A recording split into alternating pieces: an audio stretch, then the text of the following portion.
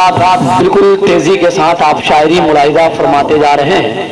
ये जनाब महमूद साहब क़िबला मद्दज़िल्लहु नूरानी जो मनक़बत के अशार हुज़ूर गौसे पाक रज़ी अल्लाह ताला अन्हु की शान शयान में पेश कर रहे थे ख़िराज अक़ीदत। हज़रात बिल्कुल वक्त इस बात की कतई इजाज़त नहीं देता और आप बिल्कुल सावधान हो जाएं, होशियार हो जाएं और बिल्कुल अपने ज़हन और दिमाग को फ्रेश कर लें, ताज़ा कर लें, साफ कर लें।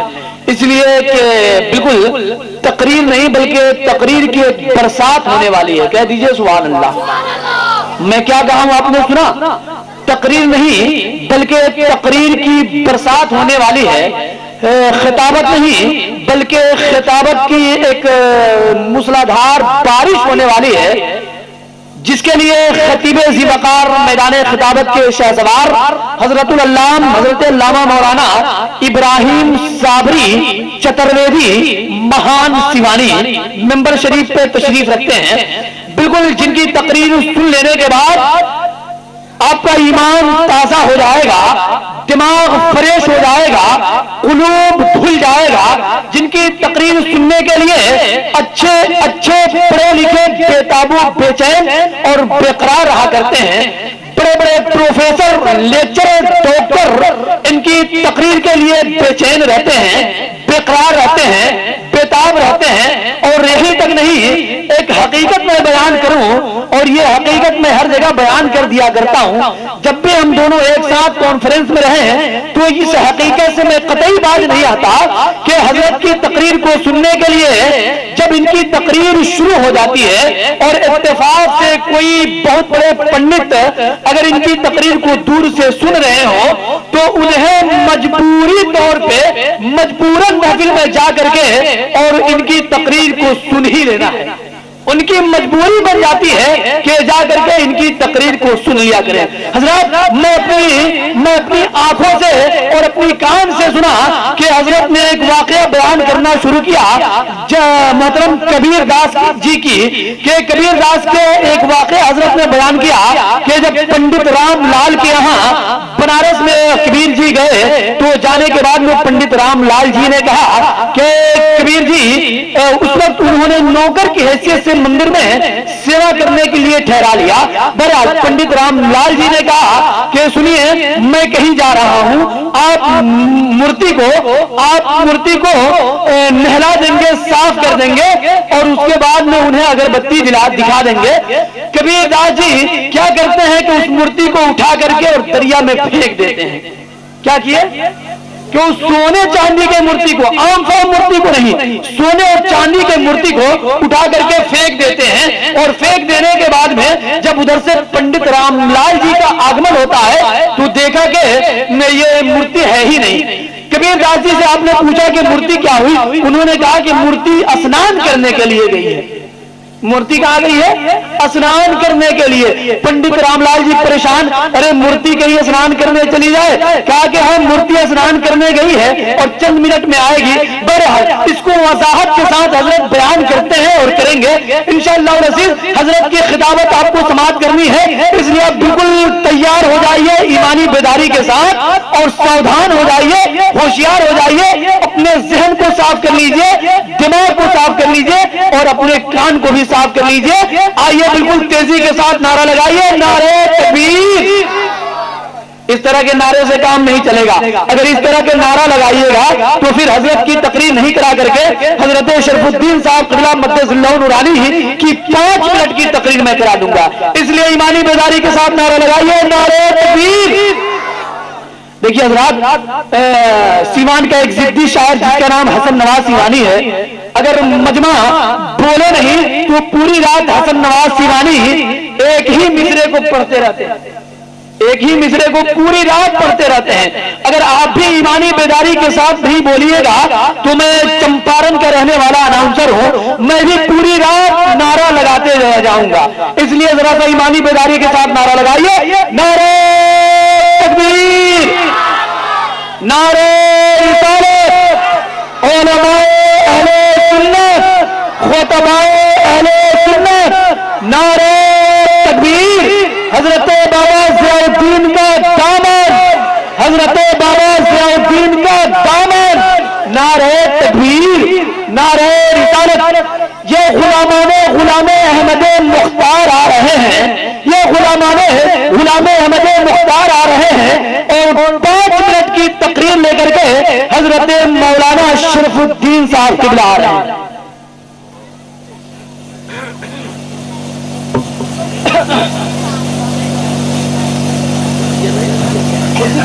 5 मिनट में खींचते हैं।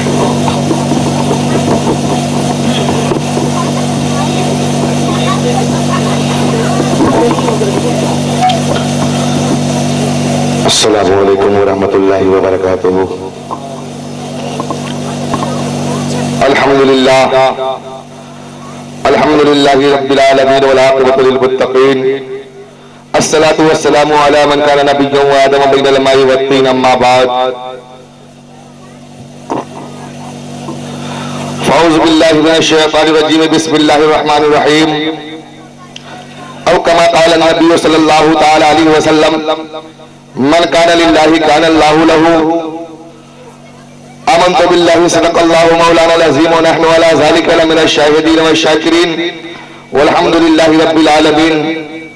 एक मर्तबा दुरूद पाक पढ़िए, अल्लाहुम्मा सल्ली अला सय्यदना शफ़ीना मौलाना मुहम्मद बारिक वसल्लिम सल्लल्लाहु अलैहि सलातु व सलाम सल्लल्लाहु तआला अलैहि वसल्लम। हज़रात, मुझे 5 मिनट का हुक्म मिला, लिहाजा 5 मिनट में बोलूं क्या? तमहीदी कलाम करने ही नहीं वक्त खत्म हो जाएगा। हज़रात, मैं शुरू कर रहा हूं यहां से कि तेरे दर्द की तमन्ना, तेरे दर्द की तमन्ना तेरे गम की आरज़ू है। तेरे दर्द की तमन्ना बाबा ज़ियाउद्दीन, तेरे दर्द की तमन्ना तेरे गम की आरज़ू है। मुझे क्या गरज किसी से, मेरी हर मुराद तू है। और तू नकाब रुख पलट दे, मैं नमाज इश्क पढ़ लूं। तू नकाब रुख पलट दे, मैं नमाज इश्क पढ़ लूं। बखुदा तेरे करम से मेरी आंख बावसू है, बखुदा तेरे करम से मेरी आंख बावसू है। और ये लिबास हस्ती जिसने तन से उतार फेंका, ये लिबास हस्ती जिसने तन से उतार फेंका, देखा कि मैं नहीं हूं बस है तो यार तू है। नारे तकबीर, नारे रिसालत, उलमाए अहले सुन्नत, बाबा ज़ियाउद्दीन का दामन, नारे तकबीर, सुभान अल्लाह। और तेरा हुस्न मेरी निगाह में बखुदा खुदा की किताब है। तेरा हुस्न मेरी निगाह में बखुदा खुदा की किताब है।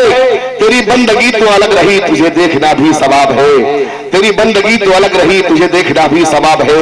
और हजरात, सरे महफिल करम इकराम मेरे सरकार हो जाए, सरे महफिल करम इकराम मेरे सरकार हो जाए। निगाहे मुंतजिर हो और तेरा दीदार हो जाए।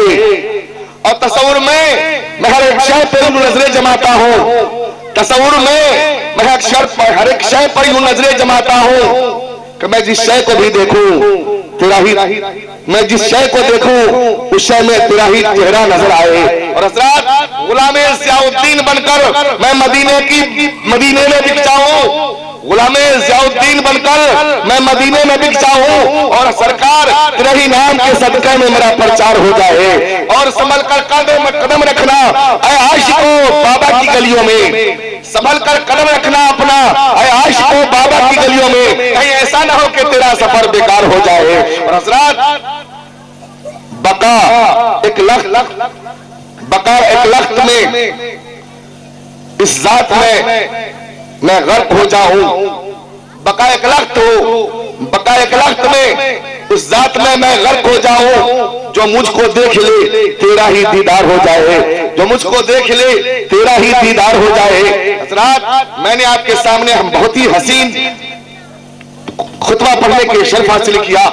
इस पर रोशनी में डालकर आपके सामने सरकार गौसे पाक के नाम से महफिल पाक मुनाकिब की गई। आइए एक पैदाइश की करामत और एक आपकी जवानी की करामत आपके सामने पेश करूं। सरकार गौसे पाक रज़ी अल्लाह तआला अन्हु की साथ है। आपको बताओ सर अल्लाह के महबूब वलियों की क्या शान है, उनका क्या आन और बान है। सरकार गौसे पाक है, आप अपने दरवाजे पर कदम रख जा है, आप अपने दरवाजे पर बैठे हुए हैं। एक फकीर आता है और कहता है अस्सलाम अलैकुम बाबा। मेरे मोहतरम आपने जवाब दिया वालेकुम अस्सलाम, वालेकुम अस्सलाम। मेरे मोहतरम फकीर ने पूछा ऐ सरकार अब्दुल कादिर जिलानी, मैंने तुझे सलाम एक मर्तबा किया है और तूने जवाब 2 मर्तबा दिया है, बात क्या है बता दो। सरकार गौसे पाक फरमाते हैं ऐ साइल करने सवाल करने वाला साइल सुनो सुनो। जब मैं अपने माँ के बतन में था, मैं अपने माँ के शिकम शिकम में था, मैं अपने माँ के पेट में था, उस वक्त तूने सलाम किया था मेरी अम्मी जान को, और मेरी अम्मी जान काम में मशगूल थी, तेरे सलाम की तरफ मुतवज्जो न हो सकी। और मैंने हदीस पाक में पढ़ा है कि रसूल पाक का सलाम करना फरमाने रसूल पाक के मुताबिक सुनना था और जवाब देना वाजिब है।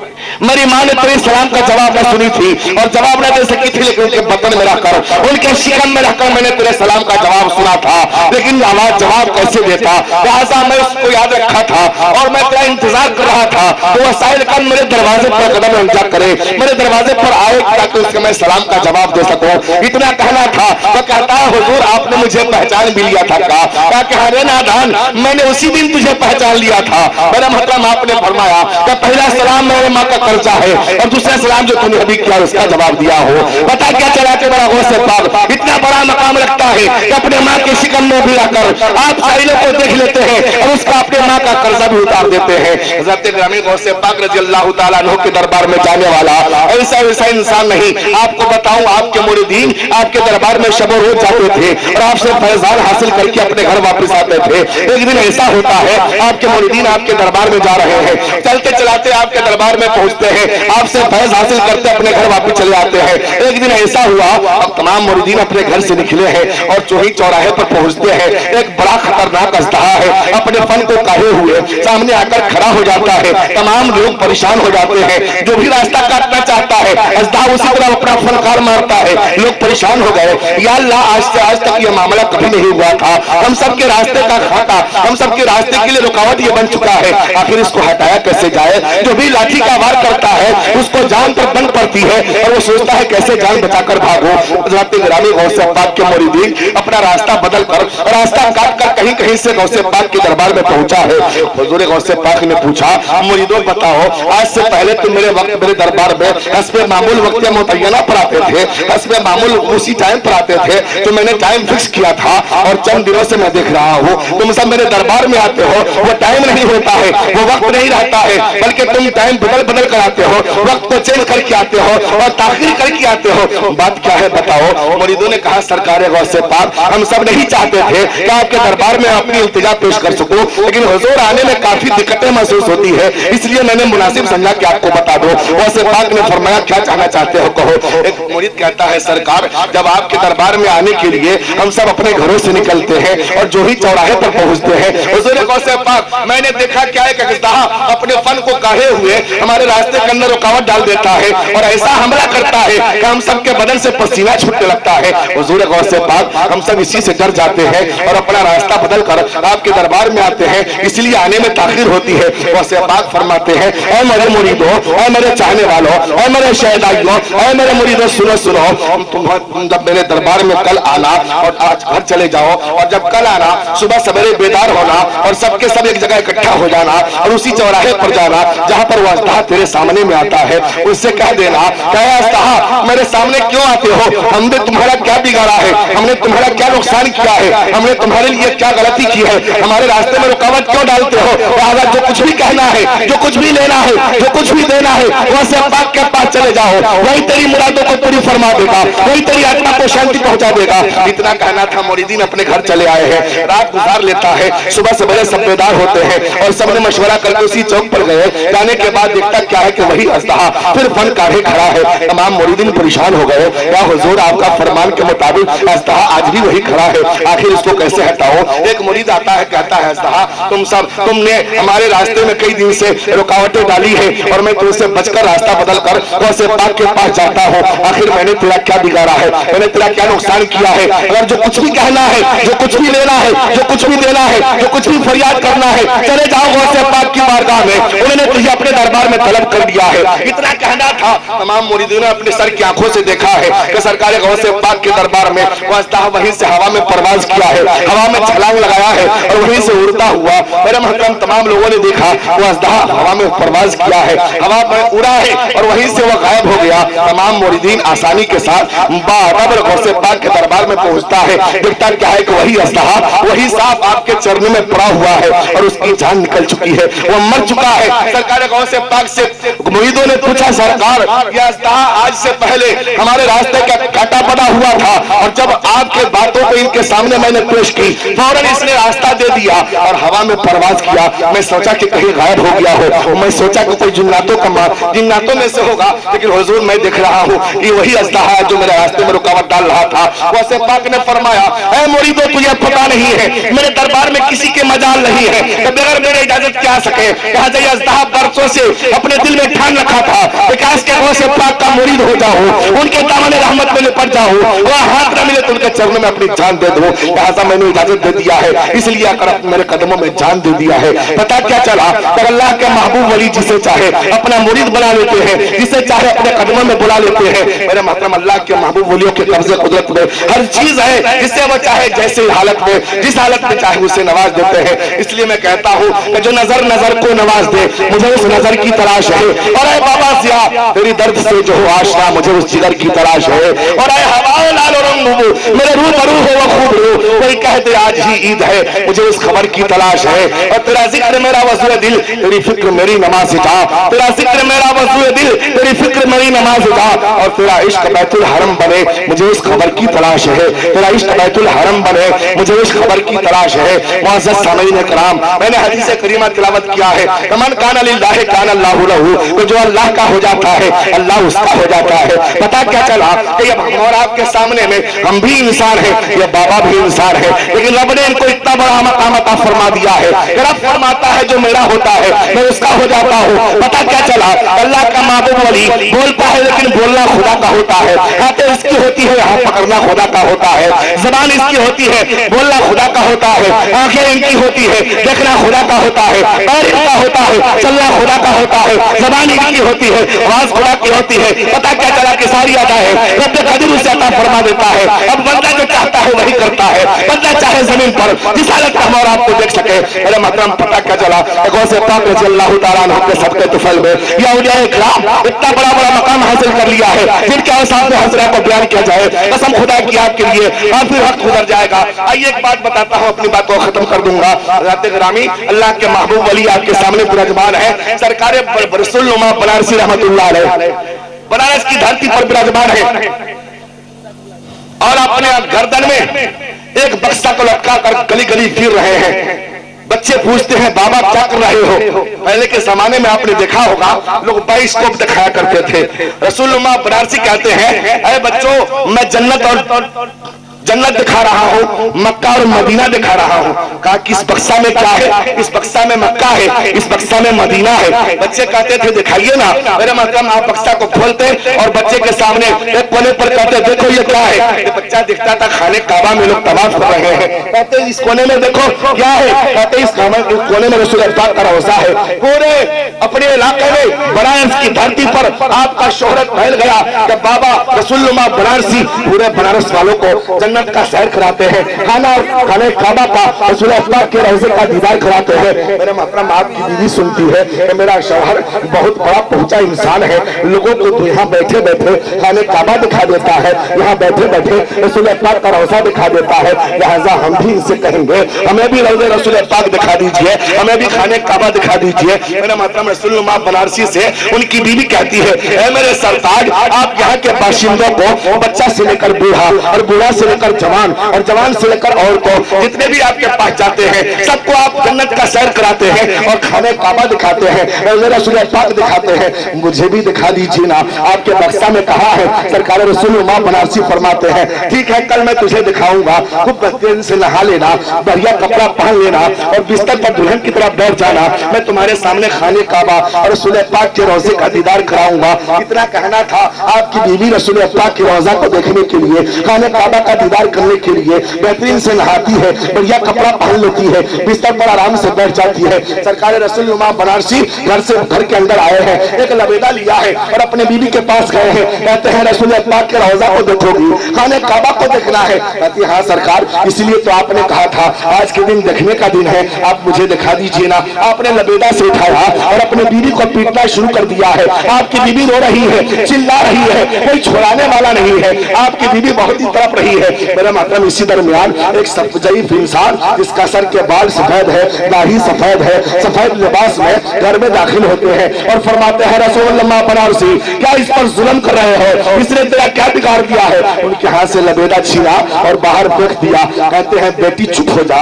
मेरे मतलब वो औरत चुप हो जाती है और हज़रत रसूलुल्लाह बनारसी आकर अपने खानकाह में बैठ जाते हैं। आप आने के बाद में मेरे मतलब जब उनकी बीवी खामोश हो जाती है, चुप हो जाती है और चुप हो जाने के बाद कहते हैं कि वाह रे मेरे सरकार या वाह रे मेरे पीर, वाह मेरे सरताज, आप अजीब इंसान हो।